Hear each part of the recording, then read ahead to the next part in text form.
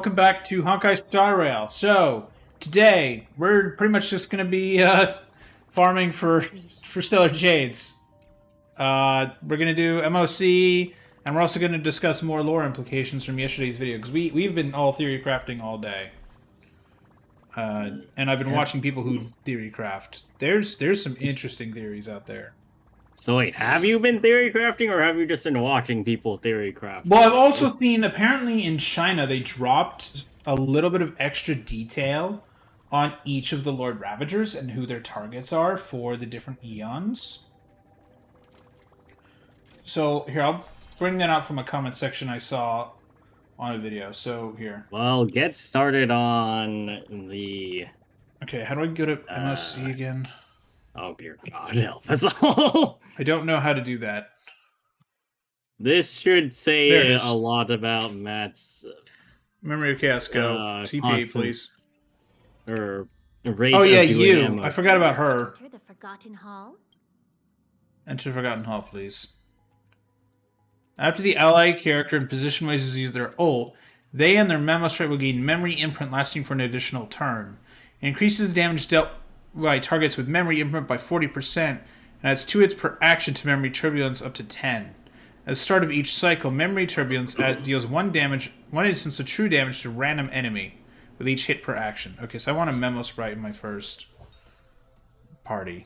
This is hilarious because I think this is the most I've ever read one of those descriptions in a long while. Oh yeah? Yeah, I just kind of ignore them and be like, damage. Yeah, I need to learn the character. But anyway, as you were saying, now that we're actually getting into I need to start building it. Give me a sec to actually build the team, because I'm an idiot. No, I need another character with a... Where's Castrus?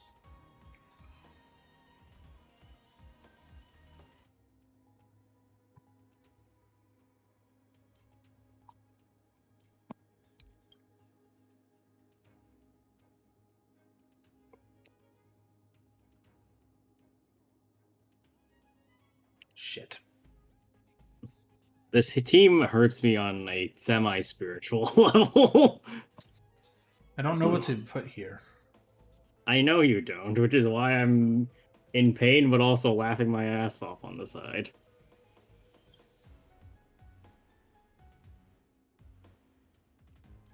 But anyway, if you're not gonna start, should I start? So I'll start. Just give me a sec to start bashing things. Oh God, help us all. Show your courage. Okay, so... Alright, so I'm just gonna do that. Okay, so the thing I saw is apparently each of the Ravagers has their own flare of destruction eon they target. So Asat Pramad the Handface is also known as the Chess Grandmaster. He sends out troops to fight and watches from afar. He views destruction as depressing and seems to be connected to the mourning actors, and his target is Aha the Elation. Okay. Zephyr, you go ahead, sorry. That kind of tracks that he's just kind of there and not the... Or trying to basically take all the fun out of everything. He seemed like the downer type of dude. I saw him. Yeah. Next is Zephyr, who was the white void guy with the sword. He is a self-annihilator and the most dangerous of the Ravagers. Sin-thirsters dream of his blade cutting deep into the nihility, and his target is the nihility. So he's better Acheron. He's Acheron, but wants to use destruction instead of something else, yeah. Though, this is also a very interesting thing, because I don't know if it was just me, but I was under the impression that Pathstriders weren't of multiple classes, right? Right. So, the fact that we're getting not just one, but multiple characters that are basically like tied to more than one path is interesting, because what does that say about destruction? But anyway, so self-annihilator, that explains why there is the Sin Thirster and Acheron having a discussion Yeah. about him. Which also means we might see Acheron go toe-to-toe with this dude. Lend me your strength. Oh boy. That's gonna be a hell of a fight.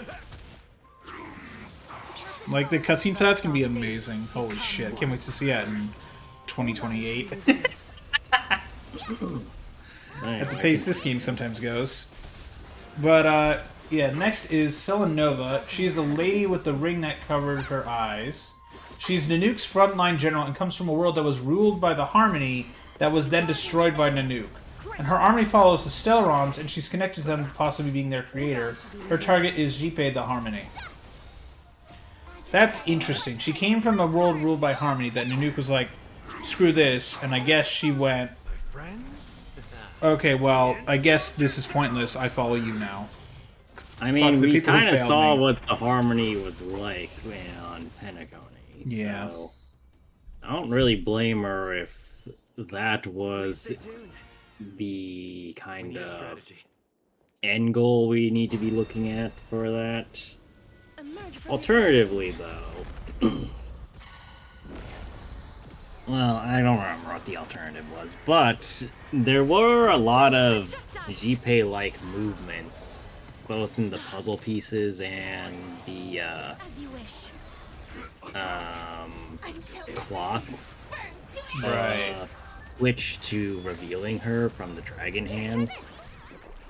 So I wouldn't be. Yeah. Now that the whole idea of multi-path drifting is a thing, I can see her, or I can really see where we got, or how we got to this particular position from her. Right. Embrace a new life. So, what is next? Up next is the Sun Devourer, the Purple Void.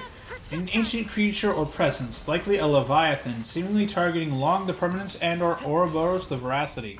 It is the most mysterious Ravager. We do not know what they want or how they want it, especially since Long is presumed dead, and Ouroboros has been AWOL since the Swarm disaster. Okay, So that's but interesting. that's not any of the Lord Ravagers we saw, though. Until everything. No, but that is another thing that is here. That Is it mentioned in the description? Root here. I don't think it had a voice, but I think we just in general might have seen it in the video. I don't know. We only saw 4 things, though, unless that big-ass ship that they summoned that dwarfed even the Doomsday Beasts, was it? I'm not sure how much I believe that.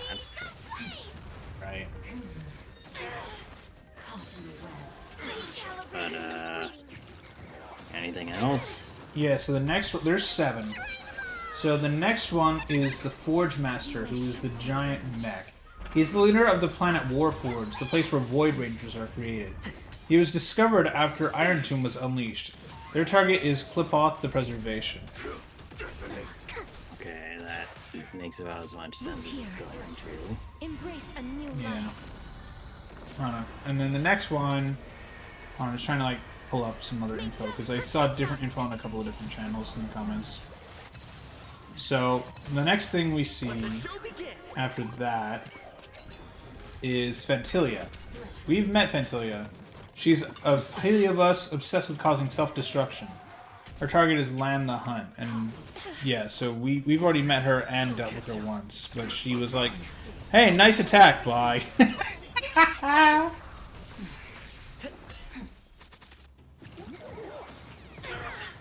you wish. Yeah, so that's really interesting. And then, yeah, so one thing about, up next is Iron Tomb. He is a Lavager, or a Ravager, sorry, that causes technological and intellectual fallout. Rarely seen by witnesses due to their brutality. They turn technology into a virus and cause the fallout of all intelligence. Their target is Noose. And another thing about them is that he does not need to be physically present at the place where he wants to launch his attacks. He usually just lets his virus do the thing. So he's just Silverwolf, but more evil than just irritating. Actually, are you sure about that? Silverwolf is. Silverwolf could be pure evil and just hiding it behind a facade of public menace. I suppose. So the next. But Oh, go ahead.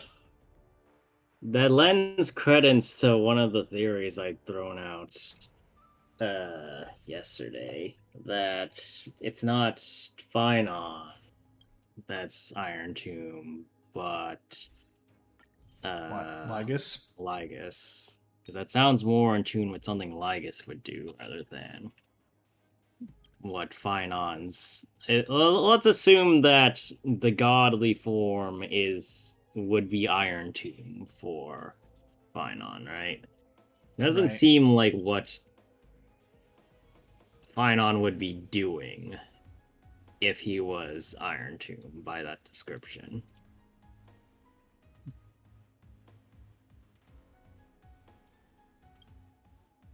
Yeah. And then,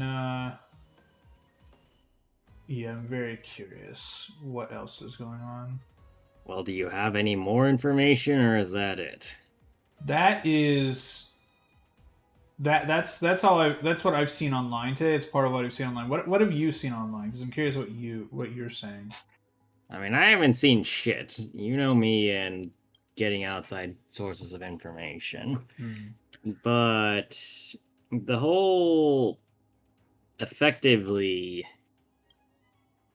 major paths, or if not the major paths, then the ones that we are very familiar with. So,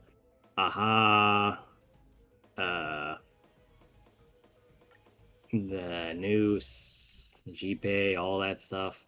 Show your courage. That is interesting, all of that. Be careful. There's And that also would explain why Noose would die.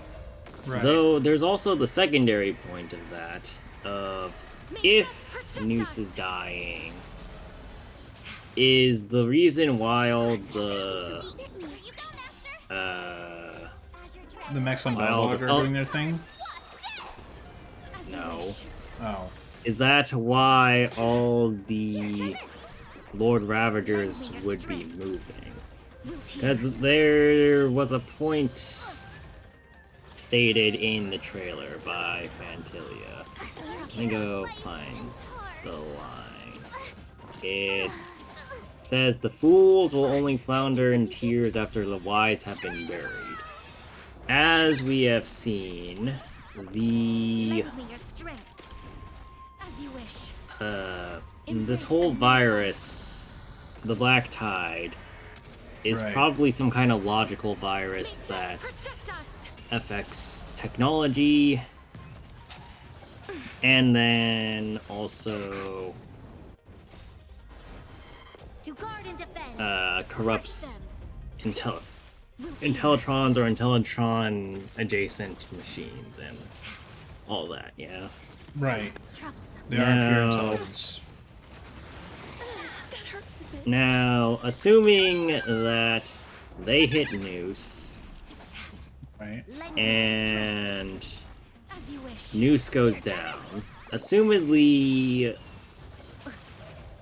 Well, it's hard to say how Aeons and their Pathstriders truly function together, Embrace right? a new life. For Right. example, I'm pretty sure the Pathstrider of Erudition came before Noose, so on and so forth. It's not like a Pathstrider is tied to the existence of their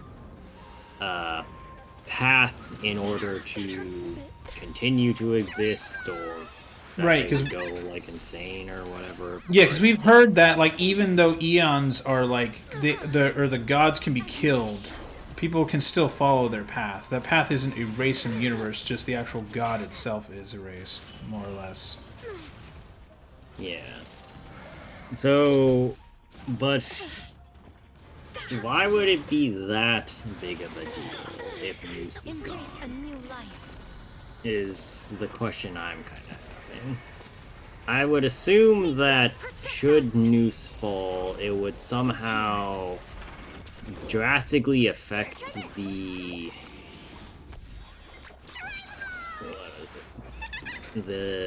Genius Society, but that doesn't sound right. And we know that Herta is at least semi-responsible for stopping some amount of the anti-organic equation and the Machine Emperor's War the last time it happened. Or at least if I remember correctly, she said something like that. So, where does that, Damn it. where does that leave the people that would actually be able to solve this question, or solve this problem? Right. Okay, what team do I use?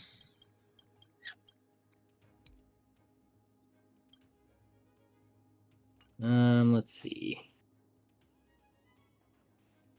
Following that statement is another statement that I had kind of brought up the last time of basically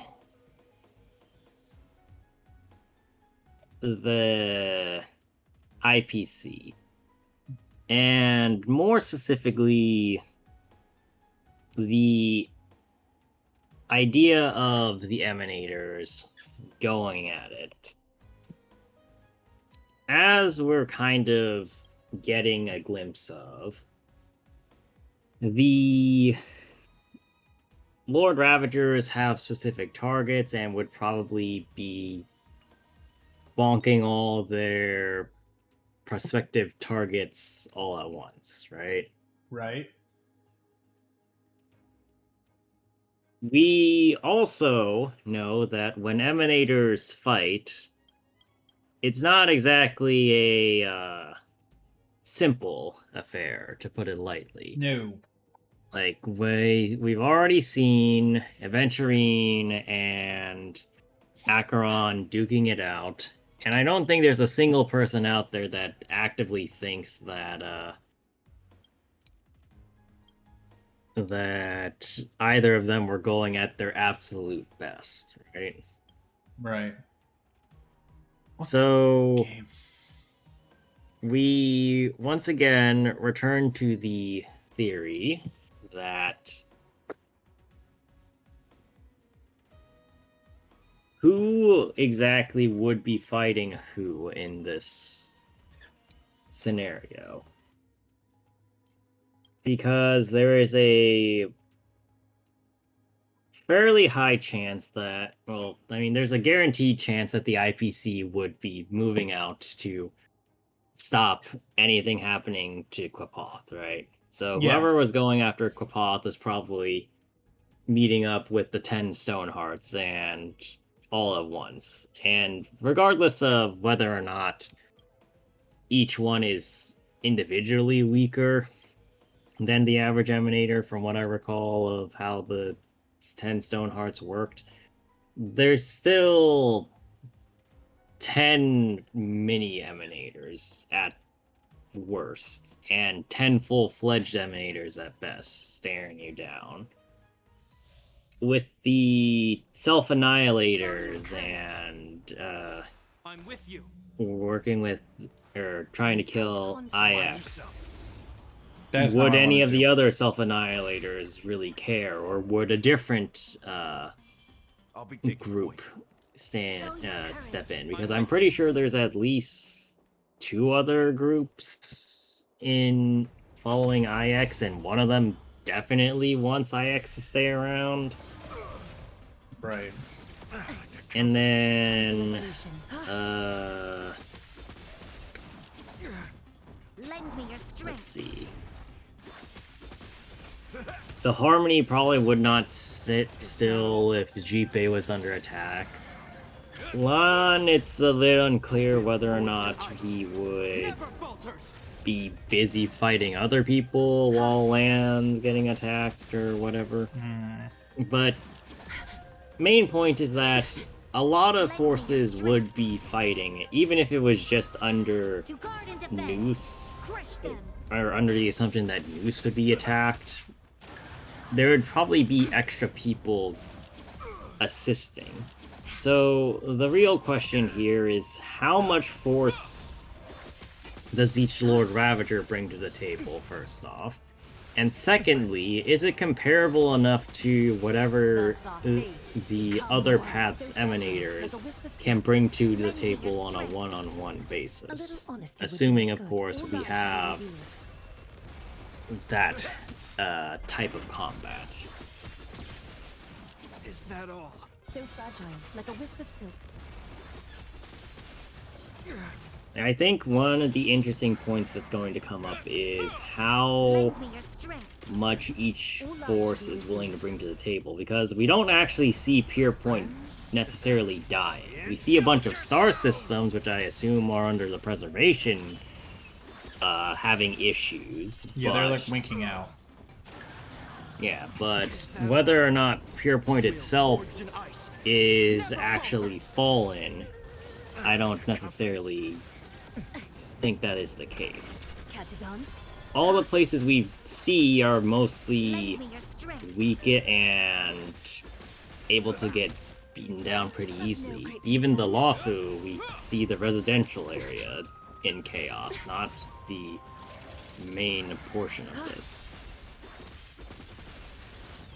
Lend me your strength. Second thing I wanted to talk about. To guard and defend. The scene where Noose explodes and there's something in Noose. Right? Troublesome. I think we've all kind of... I probably shouldn't say all. But don't think there's a lot of people that simply thought Noose as this kind of ball entity was the entire Aeon, right? Right. Lend me your strength. There was probably something in Noose this whole time. And the one shot following that, where it's just Noose as a giant red ball, and the body inside, is definitely confirming there's more to Noose than meets the eye. Noose is an Forged egg. In ice. Never It falter. could very well be. My friends. Which... And this isn't the same theory as I had last night, wherein I thought the one robot dude who's going after, I think you said preservation, that that Lord Ravager is not apparently Noose, like I thought. That's just his own dude. Yeah, no, that's But that also... Forge Master is going after a clip off. Right, well, Forge Master, whatever. That's not Noose, but then what is in the Spear of Noose? And then, following Lend me that, your strength. would Noose itself be that passive in its own Like a death? wisp of silk. Hey, and here's the thing, too. We've heard talk of Aeons going at each other. It's documented in the SimU and various points in time. There's a lot of Forged in ice. important notes regarding, you know, hey, this Aeon, what's the word? This Aeon was able to beat this Aeon, or cause problems for this Aeon, or what have you. Right. But we haven't seen or heard of an Aeon going toe-to-toe with somebody quite yet. And especially not Resolution. a My friends. non... Indulge yourselves. I don't want to say a non-major threat, but a threat that isn't of an Aeon Lend me your level. strength. So what does that leave us with if, say, Noose is being attacked by, say, a logic virus from Iron Tomb? I highly doubt Noose would just take that sitting down. No. Would Lend me your strength. we see Noose come out To of guard and defend. whatever the hell it's doing and be like, yo, I don't like what you're doing here. Fuck off. Because I think that's a very interesting point too. Of if Noose really wanted to, and I do say really wanted to, it could probably defeat the logic virus on its own. It Yeah. most likely doesn't really need assistance to prevent this Lend me from your happening strength. to it. So, what is gonna go down for that? And more importantly, Finally. will an Aeon itself step up to the plate My friends? to prevent whatever's going on? Indulge yourselves! And if it does, what are the consequences of that? Because for all we know, Noose could just vaporize Amphorius off the map with True. a single gaze if it really felt that it needed to get rid of the problem. Yeah, I mean, There's a it's lot of beyond. interesting- It's a literal god. It can just be like, fuck you, and that's it. Never falters! Yeah. So it's an interesting situation there. Let's see. Lend me your strength. The rest of the things were kind of relating to just speculation about the different Ravagers, but since that was already determined via the extra notes, I'm going to leave it for now. Fucking A. But, Lend me your strength. there was a secondary point that I wanted to point out for, Yes! Christ. for Sound what lingers. it's... Oh yeah, for Finon himself, and more specifically, Ides Elysiae. When we were watching the stream, I had expressed interest in how we get to Ides Elysiae. Eternal. Right. And you were basically saying, well, we have Mem, of course we're gonna go to Ides Elysiae. Protect us. And to that I say, yeah, that is a very reasonable assumption to make. However, I raise 2 points. Here, try this.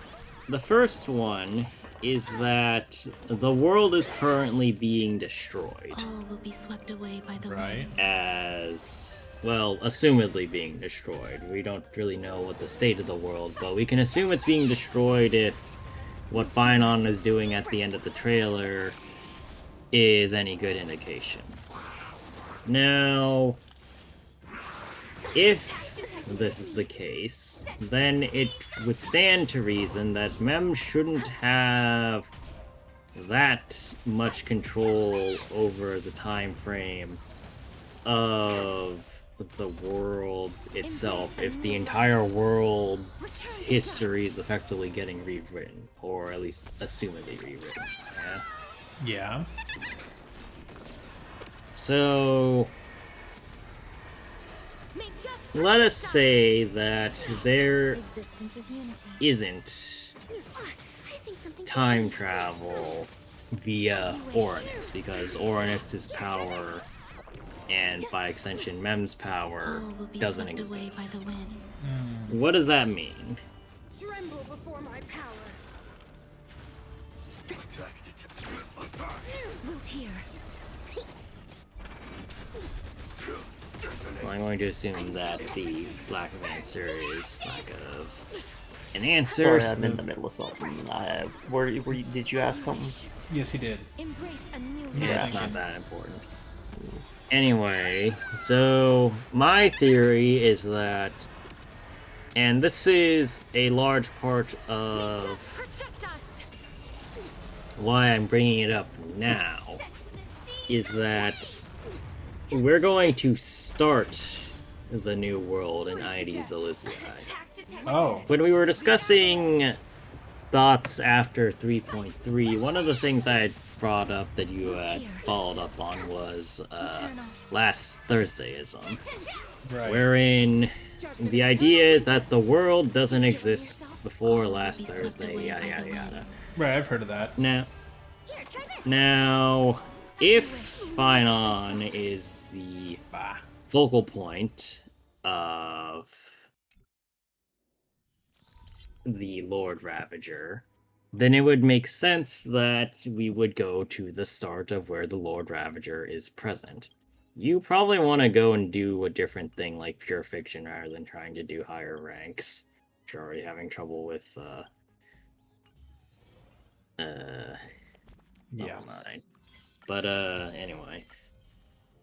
So like if Finon is the Lord Ravager, we would go to Finon's home to learn more about his past.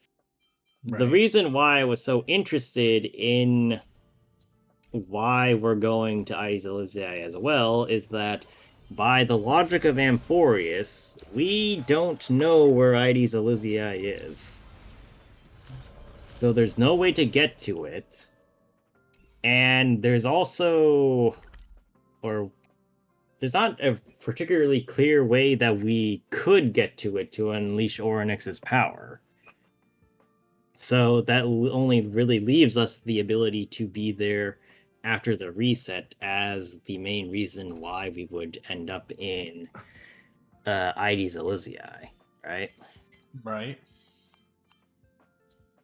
But there is a secondary point to that of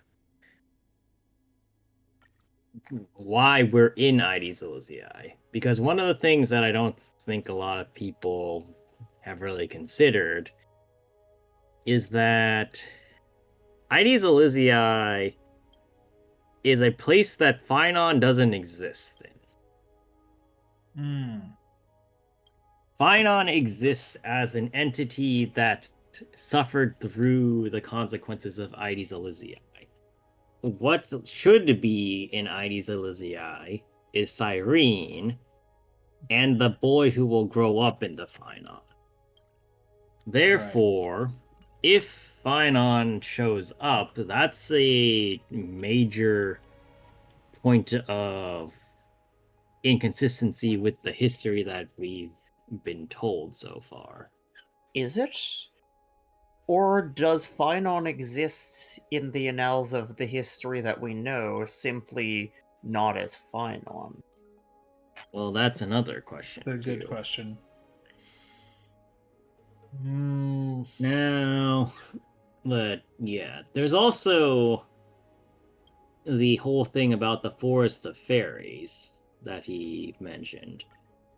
As far as we've seen, there are many types of bullshit on Amphorius, but not fairies necessarily. So there's a chance that Aes Elysiae is also tied to the As I've Written book or the control panel for the Emperor Scepter or whatever. And technically speaking, we also don't know the time frame of how things happen on Amphorius either. So for all we know, Aes Elysiae could be the first or one of the first places to go. I would assume not, but it could have been, which would be a major interesting point. Ow. Lend me your strength Let's see. to guard and defend. Crush them.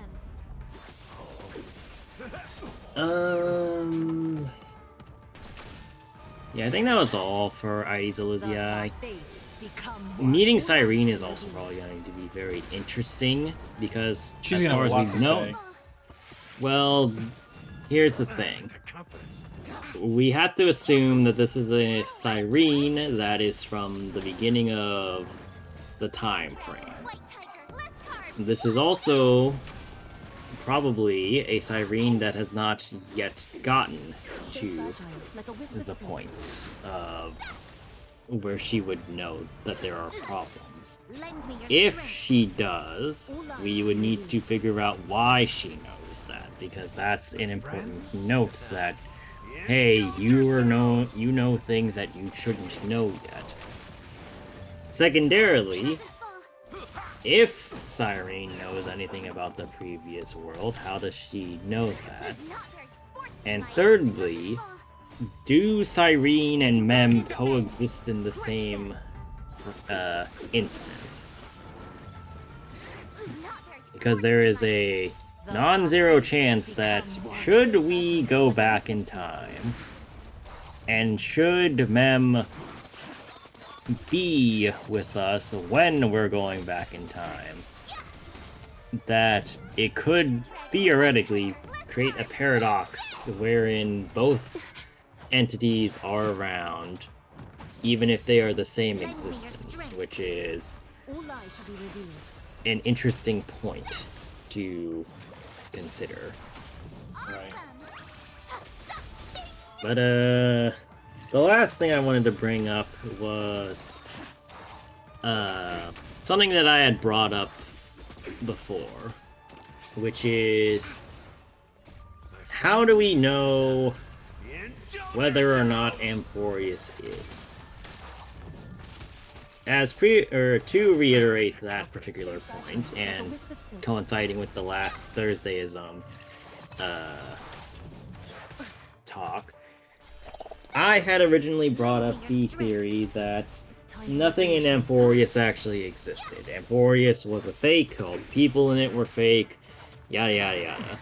It was all just a last Thursday situation. Right.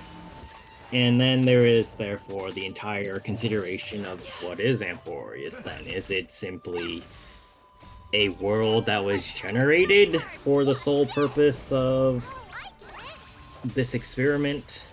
Was it a world that existed and then warped into this weird state of affairs? There are a lot of questions there. But Of no great concern. let's see. Lend me your How strength. does in particular go? We've Yeah, entered the so I think there were two prevalent theories, or at least I had considered two prevalent theories. Number one, Amphorius does or did exist, but was turned into whatever it is by the Emperor Scepter. Like a good brew. Right. Number two was that Amphorius doesn't exist and everything is made up just to make finance up. Right. What I on a random tangent thought today, though, while I was driving home from work, I had a third theory. And this is kind of from a couple of throwaway lines, so take it with a grain of salt. But I do think this has some merits. So, my idea revolves around a theory that I also made up called reverse Mime-Mism. I don't think I need to explain what a mime is to people, right? To show you what I No. can real Azure Dragon, White Tiger, less Right, so then we'll just get to the nitty-gritty. So, you have a mime, they pretend there's a box around them, and you know there's probably not a box, right? Is that Yeah. I sense? However, let's add a little bit more. Are you sure there's not a box around them? Can't dance?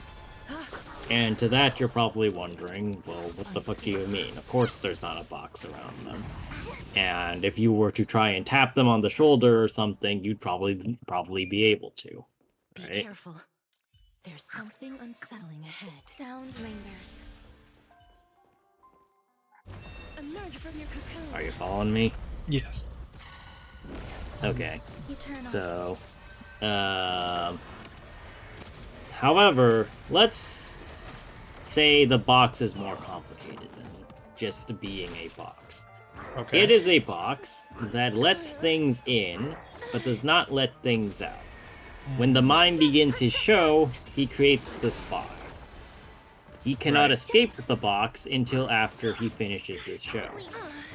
Okay. You can tap him Will be swept because away the by box wind. is permeable from one direction. However, if you were to say try and be in the box yourself by, I don't know, trying to push him out, the mime would hit the box edge or walls, and you'd end up trapped in the box too. This is the idea of the Mime-Mism equation, right? The box is a one-way ticket in, but not out. Now, imagine, therefore, Amphorius is the box. We can enter Amphorius, but we can't leave easily. Right. We know things are in the box of Amphorius, but we cannot prove whether or not these things exist. And theoretically speaking, if they didn't exist, then there should be no way for them to exist outside of the box. By this logic. Okay. Now, here is the point where this becomes reverse Mime-Mism. If we have the box that people can enter and not exit, why do we need a defense system within the box? As you wish. As Lygus says, or as many people in Amphorius say, Okay. Deep breath. Aquila will shoot down anybody that tries to share the heavens with it. Right. We have seen that there is highly technological components in Amphorius in at least some areas, and not just the overall state of the world. I'm talking about Dawn Cloud. I'm talking about some of the other complicated things like the Soul Forge or whatever. There are significant technological improvements, so we therefore assume that at some point Amphorius was spacefaring or something to that extent. Yeah, it's the assumption we've had for a while now. They have heckin' phones. Yeah, they have phones. Yes, we have phones, we have circuits, we have all kinds of Internet. things. We have all kinds of things. So, therefore, if we were making a high-tech society out of nothing, we could explain all that away. However,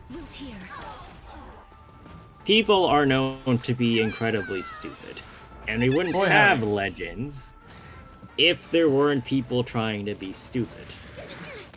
So, I raise the point of, if this is true, and if there are people that were dumb enough to create a legend about why you shouldn't do this, then it stands to reason that there is a consequence if somebody were to escape Amphorius or leave Amphorius through the sky, which is why it's important that Lygus regulates who can and cannot leave Amphorius, as we've seen, Right. and whether or not Aquila Nice. shoots people out of the sky. So, therefore, I raise the third point. Based on this idea of reverse Mime-Mism, of there are things in the box we don't know if they exist, but they can potentially leave the box, which is why there's a defense system in the box, then, by that theory, Amphorius does exist in some capacity. However, what if Amphorius doesn't exist anymore, and it was destroyed sometime corresponding to Iron Tomb's creation? So, assuming that Phynon is Iron Tomb, let's say that the Flame Chase journey went on as normal. Phynon delivered the world and accidentally blew it up in the process. Amphorius, as it was before, is gone. And now there is the Lord Ravager Iron Tomb running around causing a ruckus. Now, we return to whenever the Emperor's Scepter shows up. And assumedly, this is when Iron Tomb gets trapped within this world created by the Emperor's Scepter. The the scepter recreates the memory of Iron Tomb, and that's how Amphorius as we know it exists. Upgrade configured. I'm with you. However, we cannot have people leaving Amphorius I'll be because, taking point. by the logics of what was previously stated, if somebody were to leave Amphorius and go out into the greater cosmos, they would exist as a replica of themselves, but also would alert the greater cosmos of, hey, there's a problem with this world that we don't have records of. And these are people that probably shouldn't exist in the way they do, but they do anyway, so we need to do something about this. This big diamond, it's all yours. Does this make sense? Yes. Yeah, it's like sending a signal out. You're like, "Hey, what's up?" And everyone's like, "Hold on a minute. Hey, right." Yeah, like, there's supposed to be nothing there. There's supposed to be nothing relating to whatever the hell is going on over here. So why is this here? Yeah, like we had to have Black Swan open the door. Literally, other than the Memo Keepers, no one knew shit. Will forged in ice. Everyone's like, "I don't know what this planet is." Like, it just like she was the only Memo Keepers knew about it. Yeah, there's a lot of interesting implications about why it needed to be so closed off, as it were. And a lot of it probably has to do with the Emperor's Scepter, but the fact that they can escape probably means that it's not simply a simulation, that everything isn't moving into a way that can be defined by ones and zeros. The system can break itself, assumedly. Right. And somebody needs to keep track of it to make sure it doesn't do anything stupid while we're not looking. It's all yours. Time to turn. So, yeah. Is that all? Oh yeah, there was another thing relating to Iron Tomb that I was Oh. trying to figure out as well. Falters. And that was the point of Iron Tomb's... Well, I guess, based on what you said, of from like the other or the Chinese video saying Iron Tomb's wish being fulfilled of erudition falling. I was going to say that Iron Tomb's wish could be something else, but based on the information you gave me, that theory is kind of thrown out. Because what I was going to say was maybe Iron Tomb wishes it didn't want to exist, but Ooh. that only works based or without the information you said. So that one's kind of a dead theory now. Yeah. That also works more so in the case that Iron Tomb is Phynon instead of Lygus, which it seems to be pointing more and more towards. I'm also curious for one thing for. So let's go with the theory that Phynon is Iron Tomb for a second, right? And that Iron Tomb's target is Noose. What if, like, something happens with Lygus? Like, Lygus does something dramatic, and that makes Phynon go, fuck technology, fuck this shit, fuck all of it. Forged in ice. Never. Because, like, he's a robot. Oh, that is a good point. That, technically speaking, we don't know whether or not Lygus is the reason why Iron Tomb hates Tech. hates Noose. Like, it could be, or it's a very good call to say that because of Lygus fucking around with his home, that's what sets Phynon off to becoming Exactly. Like, because Phynon was like, hey, why are you here? You are never here. You always just sit back and just wait. Why are you suddenly here when everyone else I know is basically dead and or dying? Why are you here? For the You know, it could be an interesting case of For the fear of revenge. But, oh yeah, there was another thing, too. How did we end up in this situation? And that sounds like a fairly straightforward question, but hear me out. Right. It takes a lot to assumedly stick a Lord Ravager into a place they don't want to be, right? Right. Simple, they were the simple stupid powerful. solution is that Xiaoji shoved the Lord Ravager in a box. Okay. Right, but which came first? Iron Tomb getting entombed, or the Emperor Scepter being around him? Maybe Because, the Emperor's Scepter was the method of entombing. right, Ooh. but each answer to the question has different connotations. If the Emperor Scepter came first, then that means somebody lured Iron Tomb into the Scepter's range, which is an interesting question in and of itself. If it's the equal situation where Iron Tomb was entombed by the Emperor Scepter, that would explain a lot, but who would be working to entomb Iron Tomb like that? Xiaoji. Right. Greg. Also, okay. Matt, why is your ratio? I like- don't know. I don't think he has any like artifacts on him. I think that's why he's probably not working. Is guys, I have a bad feeling that all his artifacts are probably on Trailblazer. I don't know why they'd be on Trailblazer because they don't build the same. Harmony Embrace a new life. or No. Imaginary? I don't know. I don't know why he's so. I don't think he has shit on him. Let me look. Can I look at my character? Is- I cannot. That sucks. Is But, Ratio just... He definitely Unbuilt. shouldn't. He Have that definitely little shouldn't health. have that little HP. No, he's got like 1.0 HP Return to dust. for some reason. I don't know. But anyway, where was I? Still putting damage. Oh yeah, the third situation where Iron Tomb was entombed first. That's well, so this kind of goes into speculation about March, right? It's been a fairly high speculation that March is some kind of emanator of remembrance based on everything that's been happening, right? Right.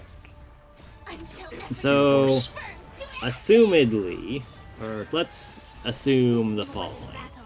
Phynon is Iron Tomb. March is some part of Cyrene.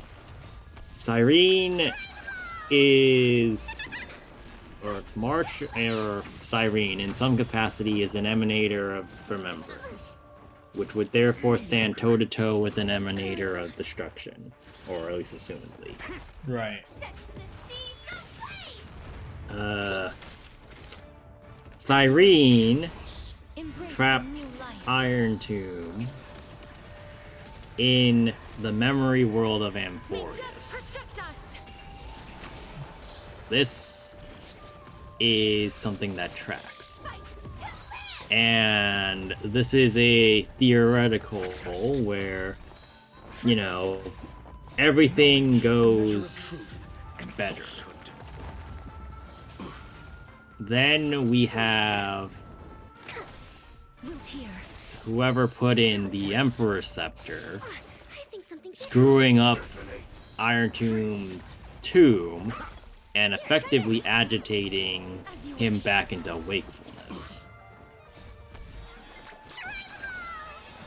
So, or put in another way, in this theoretical, Cyrene put Phynon into a sweet dream, and somebody else is trying to wake him up to cause more problems.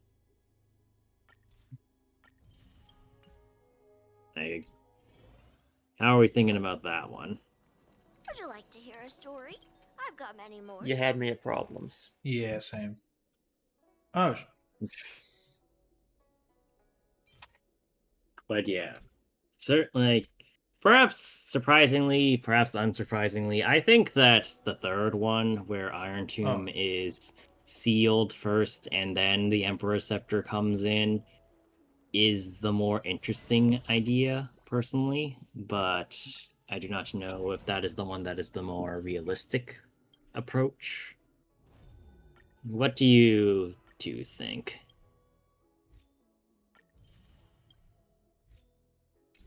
I'd say that's a pretty good theory. I'm still running with my hypothesis that the scepter was the sealing mechanism. Yeah, I'm gonna I like your theory, Daniel, but I think I like Greg's theory more, to be honest.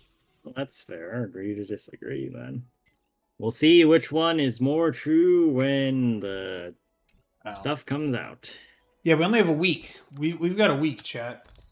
We got a week, and then everything goes to shit for everybody. Whether you you play story, don't play story, roll, don't roll, everything's going to go to hell. We also have another thing going on with Black Swan talking to Himiko at the end of 3-2 about the fact that there are extremist memo keepers saying that Emphorius is a perfect example of something because, she said here. I brought up dialogue because I remembered it. A world that can only be seen through the Guardian's Mirror means that memo keepers have the right to keep the world in their private collection. If those past traders who remembers were to uncover the secrets of Emphorius first, they might unleash their wild ambition, remodel more worlds into a similar form. Yeah, and then Himiko's like, hey, so you came to do that just to uncover those people's secrets? And she's like, no, I didn't want to involve you in the Guards' conflicts. Reminding the world is no easy feat. They are not simple past riders. Do they wield the powers of emanators? And she's like, yeah, they're an organization that attaches itself to the pinky finger of Fuli. And they are capable of, they also were capable of hacking into March's memories, basically. So I'm very, very curious what's going on with that. And then also, Black Swan saw Fuli stare across at Emphorius, which is probably when we got our stuff. Actually, wild toss-up here. And this is at the end of a long lore dump session for a reason. What if Emphorius is only possible to view because we have March? Like, if, let's say, March literally or just dropped off of Penacony, you'd never be able to know Emphorius existed because March is a key point in opening up Emphorius. Right. You never know with these types of things. Yeah, there's so much, just stuff to, think about. I'm real curious what they're going to do. Next week, obviously the next patch is the biggest one for several reasons. One, it's where we start to get into more of Finon's backstory, now that we see that his name potentially might not be Finon, because it's now just empty since the cat died. Oh, actually, Greg wasn't here for this when I said that theory. Greg, one of the theories I had was that end of patch Finon wasn't actually the Finon we knew, but instead a Finon from a different point of time.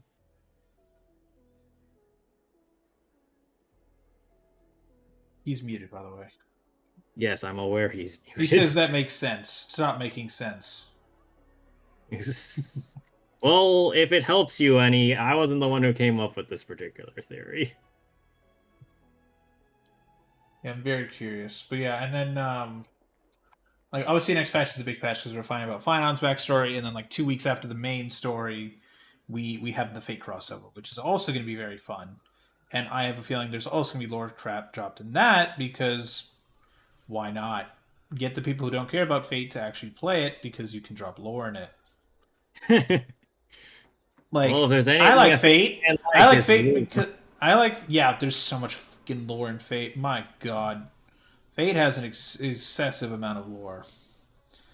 But that's a little bit too much. Yeah, but it is cool. It's beautifully animated. It is amazing the animation they got out of that. It has more lore than content, ain't that?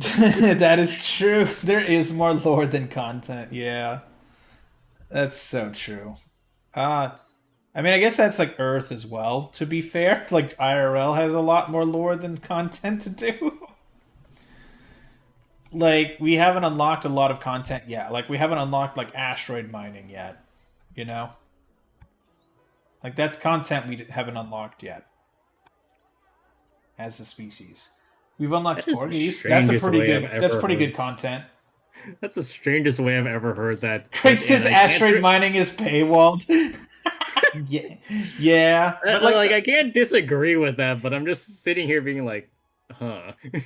yay! But yeah, no, that I think that's a good way to wrap it up, everybody. So, thank you all so much for watching today. We, as you can see, we have a lot of theories.